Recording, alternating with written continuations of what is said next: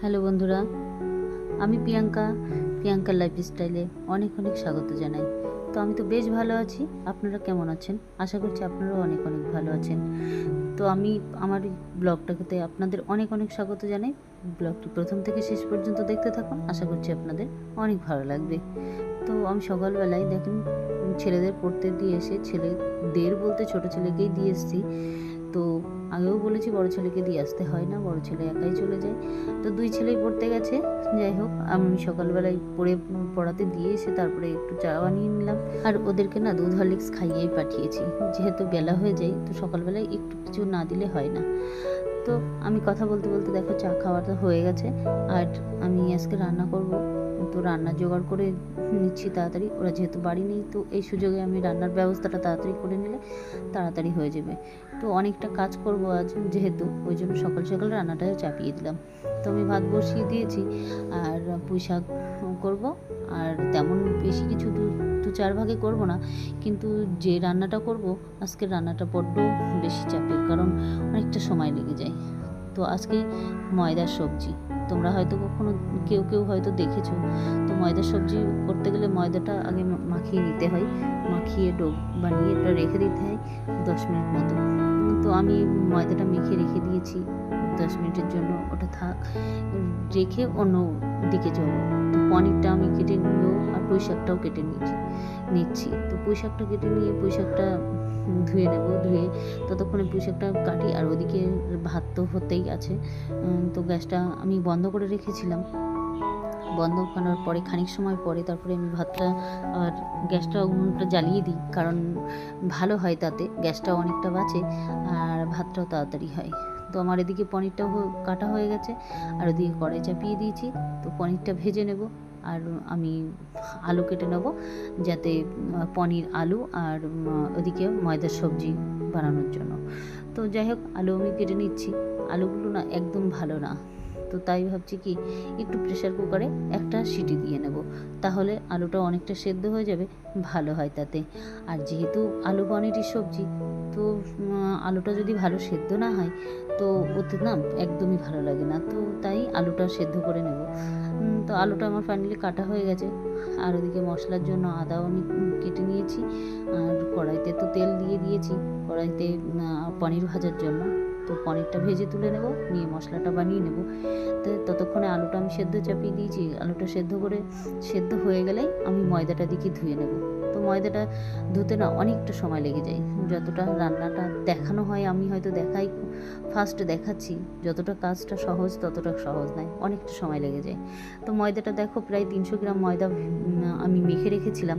তো সেই ময়দা থেকে এতটুকুই আর কি বেঁচে আছে। ময়দাটা অনেকটা চটকে ধুয়ে নিতে হয় সুন্দর করে। তো ধুয়ে নিয়েছি, নেওয়ার পরে এটাই শেষ আর কি, ফাইনালি এইটুকু বেরিয়েছে। আর এদিকে দেখো তেল হয়ে গেছে আমার কড়াইতে, পনিরের ভেজে তুলে নিয়ে সেই তেলের মধ্যেই আমি ছোট টুকরো করে তোমার ময়দার সবজির ময়দাটার টুকরো করে তেলের ভিতরে ছেড়ে দিলাম। তো তেলের মধ্যে দিলেই ফুলে উঠবে ওটা। তো ফুলে উঠলে লাল করে ভেজে নিয়ে তুলে নেব, নিয়ে মশলাটা দিয়ে দেব। আর ওদিকে আলুর সিটিটাও যেহেতু হয়ে গেছে, তো আমি এদিকে আলুর ওটাও ঠিকঠাক করে নিচ্ছি, কারণ জলটা ঝরিয়ে না নিলে জল সমেত তো দেওয়া যায় না। আর এদিকে পনির কী বলে তোমার ময়দার সবজিটাও হয়ে গেছে, ময়দার ভাজা হয়ে গেছে। তো আলু কটা দিয়ে দেবো, দিয়ে মশলাটা দিয়ে নেবো। তো আলুগুলো দিয়ে নিচ্ছি। আর এই সবজিটা বানালে ভীষণ ভালো লাগে খেতে। তোমরা যদি আমার রেসিপিটা দেখে যদি তোমাদের একটু ভালো লেগে থাকে, তো লাইক কমেন্ট শেয়ার করে দিও। আর একবার হলেও ঘরে অবশ্যই ট্রাই করবে এই রেসিপিটা, দেখবে ভীষণ খেতে ভালো লাগে। একবার যদি তুমি এই রেসিপিটা বানাতে পারো না, তাহলে আর দ্বিতীয় কোনো দিন নিরামিষের জন্য কোনো অসুবিধাই হবে না। আমাকে কমেন্টে জানিও যে তোমাদের বানিয়ে কেমন টেস্ট লাগলো খেতে। আশা করছি অনেক ভালো লাগবে, কারণ ময়দার সবজি এটা অনেকেই জানে না যে ময়দার সবজি কেমন করে বানাতে হয়। আমি তো ফার্স্ট খেয়েছিলাম এক প্রভুর বাড়ি যেয়ে, তো আমার ভীষণ ভালো লেগেছিলো। সেখান থেকে আর কি প্রভুর কাছ থেকে আমি রেসিপিটা শুনে এসেই সেই ফার্স্ট আমি করি। তো আমার ছেলেরাও ভীষণ প্রিয়। এটা নিরামিষ দিনে, কিন্তু অনেকটা সময় লাগে বলে ময়দাটা ধুতে, ওই জন্য আমার বিশেষ একটা দিন করা হয় না। তো আজকে করলাম বলে ভাবলাম তোমাদেরকেও একটু দেখাই। তো তো আমি পুঁই শাকটা ওদিকে সেদ্ধ করে নিয়েছি আর পনির তরকারিটা ওইদিকে। তো পুঁই শাক সেদ্ধ করার পরে দেখো আমি পুঁই শাকের জন্য ওইদিকে মশলা তৈরি করে নিয়েছিলাম আগে শিলে বেটেই, যেহেতু অল্প স্বল্প মশলা আমি শিলে বেটেই করে নিই। আর দেখো রান্নার পরে প্রচণ্ড গরম লাগছিল, তাই দেখালাম যে এত ঘেমে গেছি, এত কষ্ট হচ্ছে গরমে রান্না করতে গিয়ে।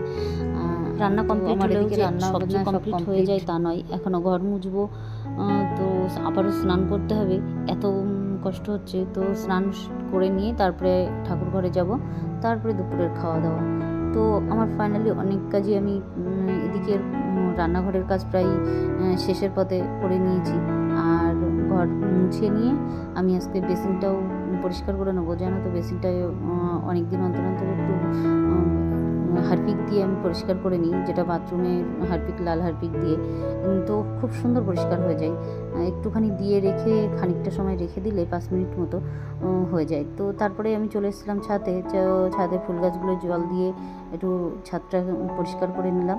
নিয়ে আবারও এটা হচ্ছে বিকালের ভিডিও। তো বিকালবেলা অনেকটা দেরি হয়ে গেছিলো, প্রায় সন্ধ্যা হয়ে গেছিলো আমার। তো কাজ করতে করতে অনেক গাছের কাজ করছিলাম, গাছগুলো টবগুলো চেঞ্জ করছিলাম, এই জন্য অনেকটা দেরি হয়ে গেছে। আর গাছগুলো সব এক জায়গায় করে দিলাম, কারণ এই তাতে না একদমই গাছের অবস্থা খুব খারাপ হয়ে যাচ্ছে।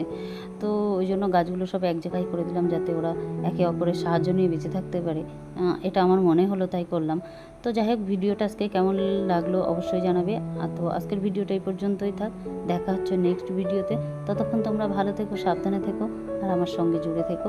আর অবশ্যই কমেন্টে জানাতে ভুলো না যে আজকের ভিডিওটা কেমন লেগেছে। দেখা হচ্ছে নেক্সট ভিডিওতে।